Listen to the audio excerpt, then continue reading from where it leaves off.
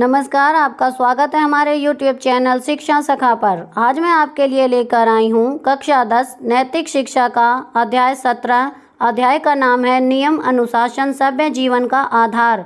इस वीडियो में हम इस पाठ का सार, प्रश्नाभ्यास और बहुविकल्पीय प्रश्नोत्तर करेंगे।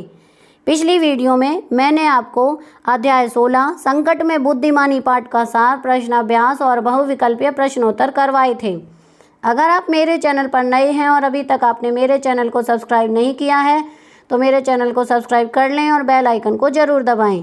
मैंने अपने चैनल की प्लेलिस्ट में सब्जेक्ट वाइज लिस्ट डाली हुई है। आप जिस भी सब्जेक्ट के लेसन को देखना चाहते हैं मेरे चैनल की प्लेलिस्ट में जाकर उसे देख सकते हैं। तो चलिए पाठ की शुरुआत करते हैं। एवं प्रवर्तितम चक्रम नानुवर्तयति है यह अघारु इंद्रियो या रामो मोघम पार्थ स जीवति। अर्थ, हे पार्थ, जो मनुष्य इस लोक में इस प्रकार परंपरा से प्रचलित सृष्टि चक्र के अनुसार नहीं चलता, वह इंद्रियों के द्वारा भोगों में रमण करने वाला अघायु पाप में जीवन बिताने वाला मनुष्य संसार में व्यर्थ ही जीता है। भावानुवाद, चक्र सृष्टि का नियमों में चल रहा जो अनुसार इसके नहीं वर्तता, रमण करता है इंद्रियों में ही जो जीता व्यर्थ में ही पापी है वो। श्रीमद् भगवत गीता का यह श्लोक नियम, संयम और अनुशासन पूर्वक जीवन जीने की प्रेरणा है। नियम अनुशासन तोड़कर जीने की हानियां यहाँ व्यक्त की गई हैं। भगवत गीता एक अनूठा ग्रंथ है जिसके प्रत्येक श्लोक में प्रेरणा देने के लिए बहुत कुछ है। इस श्लोक का पहले संक्षिप्त भाव समझें। सृष्टि का चक्र नियमों में चल रहा है। जो नियमों के अनुसार नहीं चलता वह केवल इंद्रियों सुखों में ही रमण करने वाला वहीं तक सीमित रहता हुआ जीवन व्यर्थ कर लेता है। मात्र इतना पढ़कर बच्चों आपको लग सकता है कि अभी तो हमारी छोटी आयु व पढ़ाई के दिन हैं, अभी से हमें इस चक्र को समझने की क्या आवश्यकता है। बहुत बड़ी आवश्यकता है। बाल्यकाल से ही आवश्यक है। जीवन नियम अनुशासन में हो। प्रकृति परंपरा ने जिस यज्ञ भाव से सृष्टि बनाई और यह चल रही है उसी यज्ञ भाव से मनुष्य से मानकर इसका प्रयोग करता है तो कठिनाई नहीं होती है। शरीर का संचालन परमात्मा की शक्ति से है। शरीर को नियम संयम में रखो तो ही अच्छा, नहीं तो कठिनाइयाँ होंगी ही। ऐसा देखा भी जा सकता है। शरीर या प्रकृति की व्यवस्था विकृतियाँ परमात्मा ने बनाई, नियम संयम में न चलने से ही समस्याएं हैं। यह श्लोक यही समझाना चाहता है कि हम कहीं भी हों नियम अनुशासन में रहें। घर परिवार की व्यवस्था तभी अच्छे ढंग से चल सकती है जब परिवार में नियम अनुशासन हो। कोई भी कार्यालय तभी ठीक से चल सकता है जब वहाँ काम करने वाले नियमों का पालन करें। इस श्लोक को प्रत्येक क्षेत्र में देखो। प्रकृति में सूर्य निरंतर समय पर उगता व छिपता है। इसी प्रकार तुम स्वास्थ्य के नियमों का पालन करोगे तो शरीर को नियम संयम में रखोगे तो ही शरीर की व्यवस्था ठीक चलेगी। सड़क पर बाईं ओर चलो तो यह नियम है, अथवा इससे संबंधित और भी ट्रैफिक नियम जैसे गति नियंत्रण, लाल बत्ती से रुकना, दोपहिया वाहन चला रहे हैं तो हेलमेट लगाना या कार चलाते हुए बेल्ट लगाना, चौराहे पर देखकर आगे बढ़ना आदि आदि। यदि कोई कहे मुझे क्या, मैं जैसे चलूं जहां चलूं, आप समझ सकते हैं कि ऐसी भूल कितने घातक परिणाम ला सकती है। अथवा सीधे शब्दों में दुर्घटनाओं को, स्वयं का नियंत्रण और जीवन को निरर्थक गंवाने की स्थिति बन सकती है। कोई कहे मुझे जानकारी ही नहीं, यह भी अनुचित है। नियम कानून से अनभिज्ञता कोई बहाना नहीं। घर में है या विद्यालय में अथवा किसी कार्यालय में वहाँ के नियमों के अनुसार रहेंगे तो ही व्यवस्था ठीक चलेगी। हर व्यक्ति यदि अपने मनमाने ढंग से व्यवहार आचरण करने लगे तो सोचो परिणाम क्या होगा।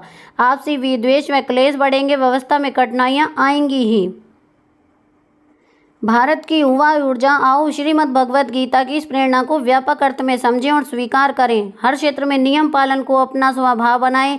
विद्यालय में हैं या कार्यालय में, वाहन चला रहे हैं या कुछ और कर रहे हैं, नियमों का पालन अपने आप में आपको महानता की ओर ले जाता है, जबकि नियमों का उल्लंघन अपने आगे ही प्रश्न चिन्ह खड़े करता है। नियम अनुशासन अच्छे सभ्य मर्यादित जीवन का प्रथम सोपान है। बच्चों, क्या आप असभ्य कहलाना चाहोगे? यदि नहीं तो आओ श्रीमद् भगवत गीता की इस प्रेरणा के अनुसार ही जीवन यात्रा में आगे बढ़ें और महानता के शिखर छूने में तत्पर हो जाएं। अपने जीवन में गीता को जिएं। इसलिए तो यह आह्वान है कि गीता पढ़ो, हर क्षेत्र में आगे बढ़ो।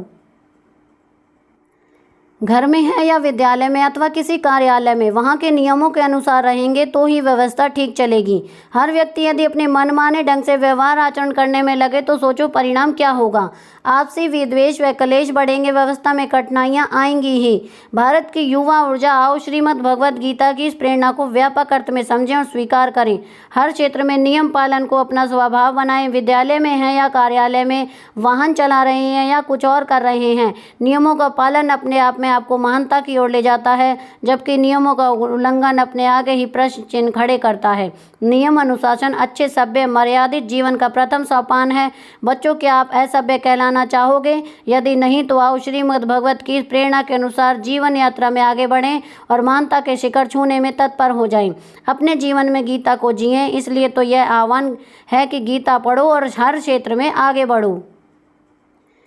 अब हम इस पाठ के प्रश्न अभ्यास करेंगे। पहला प्रश्न है, उक्त श्लोक का भावार्थ क्या है? उत्तर, उक्त श्लोक का भावार्थ है, हे पार्थ, जो मनुष्य इस श्लोक में इस प्रकार परंपरा से प्रचलित सृष्टि चक्र के अनुसार नहीं चलता, वह इंद्रियों के द्वारा भोगों में रमण करने वाला अगायु पाप जीवन बिताने वाला मनुष्य संसार में व्यर्थ ही जीता है। प्रश्न 2, सृष्टि के नियम चक्र को समझने की क्या आवश्यकता है? उत्तर, सृष्टि के नियम चक्र को समझे बिना जो नियमों के अनुसार नहीं चलता, वह केवल इंद्रिय सुखों में ही रमण करने वाला, वहीं तक सीमित रहता हुआ जीवन व्यर्थ कर लेता है। प्रश्न 3, समस्याएं क्यों हैं तथा इनका समाधान क्या है? उत्तर, नियम और अनुशासन का पालन नहीं करने के कारण समस्याएं होती हैं। नियमों का पालन करके हम इन समस्याओं से छुटकारा पा सकते हैं। प्रश्न 4, नियम संयम हर क्षेत्र में क्यों आवश्यक है? उत्तर, शरीर को नियम संयम में रखोगे तो ही शरीर की व्यवस्था ठीक चलेगी और कठिनाइयाँ नहीं होंगी। प्रश्न 5, हमें इस गीता श्लोक से क्या प्रेरणा एवं संकल्प लेना है? उत्तर, हर क्षेत्र में नियम पालन को अपना स्वभाव बनाएं, जीवन यात्रा में आगे बढ़ें और महानता के शिखर छूने में तत्पर हो जाएं। प्रश्न 6, शरीर को नियम व संयम में रखने के क्या लाभ हैं? उत्तर, शरीर को नियम संयम में रखने से कठिनाइयाँ नहीं होती हैं और शरीर की व्यवस्था भी ठीक चलती है। प्रश्न 7, घर परिवार व विद्यालय को सुचारू रूप से चलाने के क्या क्या उपाय हैं? उत्तर, घर परिवार में विद्यालय को सुचारू रूप से चलाने के लिए वहाँ के नियमों के अनुसार रहेंगे तो ही व्यवस्था ठीक चलेगी। हर व्यक्ति यदि अपने मनमाने ढंग से व्यवहार आचरण करने लगे तो आपसी विद्वेष व कलेश बढ़ेंगे और व्यवस्था में कठिनाइयाँ आएंगी। प्रश्न 8, युवाओं को अपनी शक्ति ऊर्जा किस दिशा में लगानी चाहिए? उत्तर, युवाओं को अपनी शक्ति श्रीमद् भगवत गीता की प्रेरणा को व्यापक अर्थ में समझने और स्वीकार करने में लगानी चाहिए। हर क्षेत्र में नियम पालन को अपना स्वभाव बनाएं। प्रश्न 9, असभ्य शब्द किसका द्योतक है? उत्तर, असभ्य शब्द बिना नियमों के चलने का द्योतक है। प्रश्न 10, जीवन की ऊंचाइयां छूने के क्या क्या सोपान होते हैं? उत्तर, अच्छे नियम अनुशासन सभ्य मर्यादित जीवन ही जीवन की ऊंचाइयां छूने के सोपान हैं। प्रश्न 11, सृष्टि का चक्र नियमों में चल रहा है, उदाहरण सहित स्पष्ट करो। उत्तर, सृष्टि का चक्र नियमों में ही चल रहा है। उदाहरण के लिए चंद्रमा अपनी परिक्रमा नियमों के हिसाब से ही सही समय पर पूरी करता है। पृथ्वी पर दिन और रात 24 घंटे के होते हैं। सूर्य का एक चक्कर पृथ्वी 1 साल में पूरा करती है। ऐसे ही बहुत सारे अनेकों उदाहरण हमें देखने को मिल सकते हैं, जिससे हम कह सकते हैं कि सृष्टि का चक्र नियमों में ही चल रहा है। प्रश्न 12, नियम कानून की जानकारी अति आवश्यक है, इस विषय में अध्यापक कक्षा में चर्चा कराएं। उत्तर, नियम कानून के बिना हम हमारे लक्ष्य को हासिल नहीं कर सकते, इसलिए नियम कानूनों की जानकारी हमें आवश्यक है। सही नियम ही हमें हमारे लक्ष्य को हासिल करने में मदद करते हैं। नियम कानून को त्याग कर हमारा जीवन कठिनाइयों से घिर जाता है। प्रश्न 13, नियम अनुशासन सभ्य मर्यादित जीवन का प्रथम सोपान है, इस विषय में एक आलेख तैयार करूं। उत्तर, नियम ही जीवन को अच्छा बनाते हैं। अगर हम नियमों से में चलते हैं तो हम बहुत सारी कठिनाइयों से बच जाते हैं।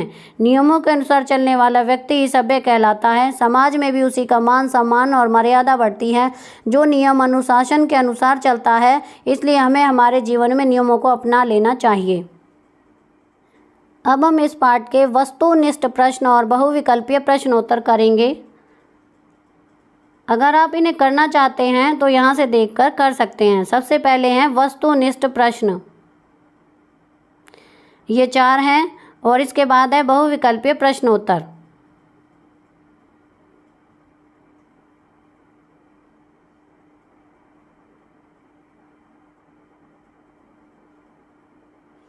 और बहुविकल्पीय प्रश्नोत्तर 7 हैं।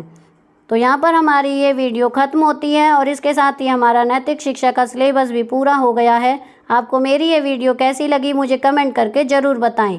मेरी वीडियो को लाइक करें, शेयर करें और चैनल को सब्सक्राइब करना ना भूलें। Thank you.